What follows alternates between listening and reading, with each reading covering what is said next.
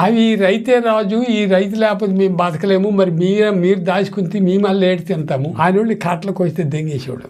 మీ ఇంటి పేరు సంపతరాజు కదా, అంటే మీరు ఒకటి రాజులే, నాకు ఇంతకుముందు అన్నావు కానీ. రాజులే, ఒరిస్సా రాజులే. ఒరిస్సా రాజులే. పర్లాకేమిటి మా తాతలతో రాజు 4 తరములు అతను పూర్తిగా వదిలాను. మరి అప్పుడు మీకు ఆస్తులు ఉండి కదా, భూములు ఆస్తులు ఉండి కదా క్షత్రియులకి. మా అయ్యే బాల్డ్ మావని చెడగొట్టాడు. నీకు తెలిసి వచ్చేసరికి ఉండి? నాకు తెలిసి వస్తాడు సరే కడాపేడ అయిపోయినాయి. లింగాల వలస కొంచెం ఉండేది, చంద్రగిరి కొండ, డబారు, చీపురుగుడ్డి, ఇప్పుడు ఉన్నాయి ఆ ఊళ్ళు ఇంచుమించేడు చూడు. అవన్నీ అప్పుడు మీ పాలన నుండి మాదే, మేమే గెలుచుకున్నాము. ఒప్పుకొని దొర తీసుకోండి. మరి లింగాల వలసల 60 ఎకరాలు ఇచ్చినాడు. అవన్నీ తీసుకున్న తర్వాత మా నాయన ఏడ్చేవాడు 8 రోజులకు 1 ఎకరా 3 ఎకరాన్ని సాలిది కాదు. జాతులు సంపాదించడం కష్టంగా జీర్ణం అయిపోవడం ఎంత లేదు. శ్రీముఖలింగం దేవాలయం ఉంది కదా, ఆ దేవాలయం మీకు అప్పుడు ఉండేది అని చెప్పి నాకు నానమ్మ కొంతుండేది. మాకు తెలిసి వస్తడికి దేవాలయం 5 వంతులు. రాజుగోరుతోటి పందేలాడి, రాజుగోరుతోటి యుద్ధాలు చేసి, మా నాయనమ్మ తండ్రి ఇక్కడ జోగి పొంతులని పెద్ద పూజారి చచ్చిపోండలే. పద్మనాభం తండ్రి ఒకడు, మొత్తం ఈ ముగ్గురు రాజు ఇక్కడ గెలిచినారు. అది మా నాయన చెప్పినాడు. ఆఖరుకేమో టిక్కెట్ల మావి, వచ్చిన దక్షిణలు మీవి అన్నాడు. మీరు కోవిల గురించి మీరు వచ్చిన ఖర్చు మీరు పెట్టుకోండి అని రాజులతో వీళ్ళు వాదించినారు. అప్పుడే రాతి గోడలకి కట్టి ఆ భవనాలు నిలబెట్టారు కోవిలు. త్వాకరాజు అని పర్లాకివుడు రాజు. మాకు దేవుడు సోపతి కాదని పెట్టారు. వీళ్ళు చూపెట్టమని, అతను చూపెట్టమని 14 కప్పిర్లు తీస్తే ఆ కింద ఉంటది, మామూలు విగ్రహాల మీద ఉంటాయి. లోపల ఆ పుట్టింజాయిని అలాగే ఉంది. మరి తీయలేదు. 1 కోటి లింగాలు అంటారు కదా మొక్కలింకి. మరి ఒకటి ఉంది కాశీ, ఇప్పుడేం దక్షిణ కాశీ అంటారు. దక్షిణ కాశీ శ్రీముఖలింగం. శివుడేమో ఆ పాతాళుడిపై ఇంత కప్పిర్లు 7 కప్పిర్లు వేసినారు ఎవరికి సాధనం కాకన్నా. మా నాయన ఉన్నవాడు, నేను చిన్నతనంలో ఒకనాడు మా నాయన వెళ్ళి, తమ్ముడు మరి నువ్వు చూపించబోదు కాదురా, మరి బాబు అంటాడు చూపించమని. మరి నేను ఇక నెన్నాళ్ళు ఉండిపోతారా, చూపించడమని, నువ్వు ఇటు తీస్తావా చేస్తావా అంతే. అప్పుడు చూపినాడు. చూసినాం కానీ మనకి ఎగ్రహం ఏంటి కనబడలేదు. ఇంత లోతులో ఉంది ఎగ్రహం. ఇవన్నీ మీద ఉన్నాయి. మరి ఏంటి మనకు కనిపిద్ది నీళ్ళు అంత అదృష్టమా మనకి. తల ఆడుకొని ఆ నీళ్ళు కలుతుంటే ఇలాగ చూస్తే సర్లేండి మీరు గొల్లు పెట్టకండి. కానీ ఆవిడ చేయితోటి పెట్టుకోవడానికి ఎవడు అర్హతలేదు. మళ్ళా మీద ఈ శివుడి విగ్రహాలు పెట్టేస్తే స్నానం చేయించడానికి అవి, తిప్పడానికి అవి, మరి అన్నీ. చూసావైతే నేను చూసినాను. మా నాయన్ని చూడమంటే చిన్నతనవరా, మరి ఆవిడేడు మళ్ళీ మీకు అడగల, నేను ఎక్కడైతే ఉండిపోతానా, నేను చచ్చిపోతే కోవిలికి మీరు రాని ఎవరు. మా నాయన అన్నాలు శివరాత్రికి కావిడు, కార్తీక మాసంలో కావిడు, కూలి మనిషి పెట్టి తోలేవాడు, అంటి పళ్ళు కొబ్బరికాయలు.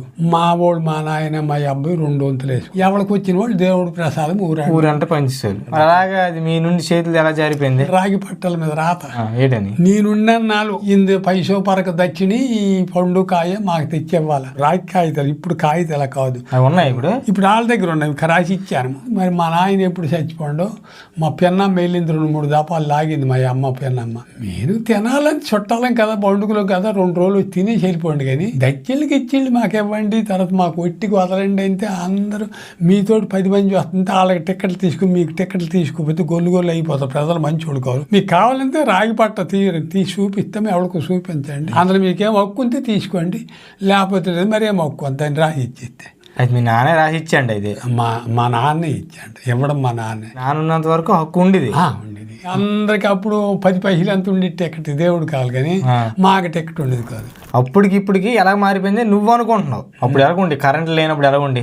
బుడ్డి పెట్టుకోవడమని కిరసన బుడ్డి. కిరసన ఎక్కడి నుంచి మీకు? అప్పుడు మాకు కోయటోడు ఉండడు, పరకిస్తే ఆ బుడ్డి ఇచ్చాడు. కరెంట్ ఎప్పుడు వచ్చింది నీకు? పెళ్ళి కరెంట్ ఎక్కడ చారణాలు అయిపోయింది. నాకు ఎక్కడ దగ్గర 40 దాటిపోయింది కరెంట్ వస్తుంది. పెళ్ళి అయిన తర్వాత వచ్చింది. పెళ్ళి అయిన తర్వాత నాకు పిల్లలైన తర్వాత లుకలాప లక్ష్మణదాసు కాంగ్రెస్ ఎమ్మెల్యే. ఆ లుకలాప లక్ష్మణదాసు లంబకి నారాయణపురం కరెంట్ ఇవ్వకపోతే మరి నేనెందుకు ఈ రాజకీయాలను ఉండాలని బొగ్గు సరోజనమ్మకి బొడిపల్లి రాజగోపాలరావుకి పెట్టి మామూలుతో కరెంట్ వెళ్ళిపోద్ది. బొడిపల్లి రాజగోపాలరావు, బొగ్గు లక్ష్మణరావు, బొగ్గు సరోజనమ్మ, లుకలాప లక్ష్మణదాసు పక్కాన వీళ్ళు ఏదంతా అయిపోవాలి. అది లంబకి మా ఊరికి కరెంట్ వేయించాడు. ఏకవతలకు మరి లేదు.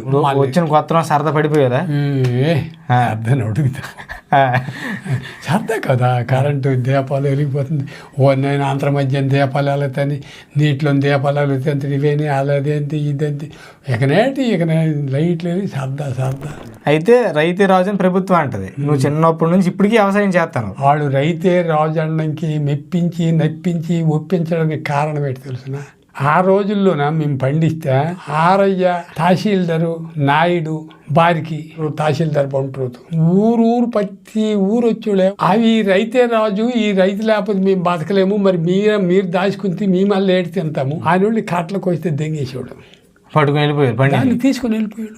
వాళ్ళకి జడిసి ఆ గడ్డి కుప్పలో ఏ తోటలు అంటో ధాన్యం కట్టలు కట్టి ఆ మీద గడ్డికి అయిపోయాడు. నీకడికి నాకు కుట్రే దిగిడు ప్రజలు కదా మనలో, ఆడికడల్లా కుప్పలో నీవు చూపాడు, నేనెళ్ళి అల్లా కుప్పలో ఒకసారి చెప్పేశాడు. ఈడెల్లు ఆ వెంకెళ్ళట్టు ఎత్తుకొని తాగాడు. ఈ తిండి లేదు బాబు అయినా లేదు, ఈడని ముష్టి ఎత్తుకొని మూడు మెత్తుకొని బతకడం. రాజకీయం ఎప్పుడు పెరిగిపోయిందో మరి సౌకర్యాలు రైతుకి లేవు.